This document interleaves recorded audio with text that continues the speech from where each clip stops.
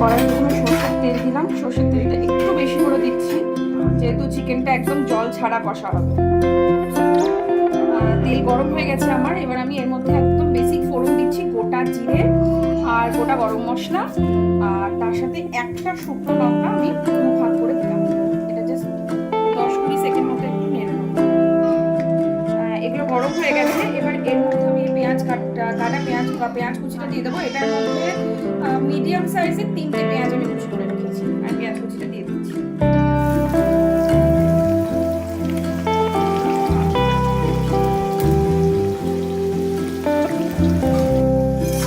পেঁয়াজটা মোটামুটি ভাজা হয়ে গেছে। এবার আমি বাটা মশলাটা দিয়ে দেবো।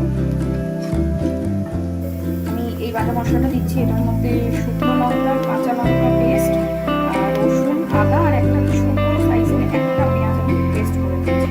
আমার যেহেতু 700-800 মতো মাংস আছে, 800 মাংসের মতো আমি এইরকম বাটি হাফ বাটি মতো আমি এটাকে বাটা মশলাটা দেবো।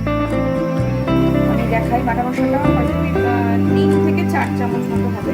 এই বড় চামচে 3-4 চামচ মতো আমি দেবো। পরিমাণ মতো হলুদ দিচ্ছি।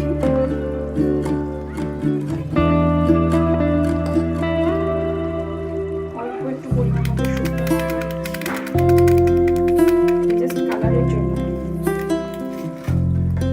আর অল্প জাস্ট একদম অল্প চিনি দিচ্ছি, রঙের জন্য, আর রংটাও ভালো আসবে আর একটু জাস্ট টেস্টের জন্য। এবার মশলাটা একটু ভালো করে আমি কষিয়ে নেব।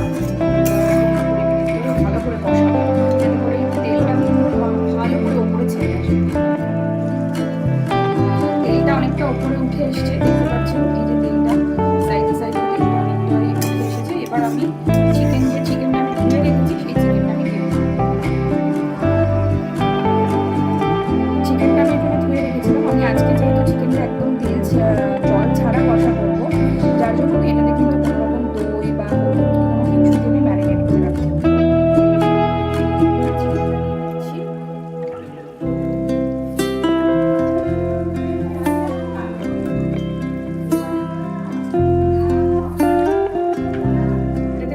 এটাতে পরিমাণ মতো নুন দিয়ে দিচ্ছি।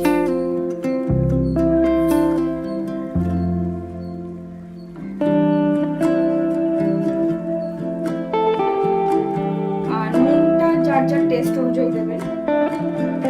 এবার চিকেনটা একটু ভালো করে সময় নিয়ে একটু ভালো করে কষাতে হবে।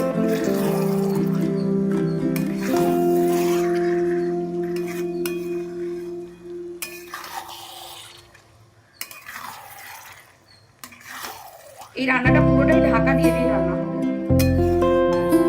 আচ্ছা, এটা কষা আমি আগেই বললাম ঢাকা দিয়ে দিয়ে কষাবো। এখন আমি আপনাকে ঢাকা দিয়ে দিচ্ছি, 5 মিনিট মতো ঢাকা দেবেন।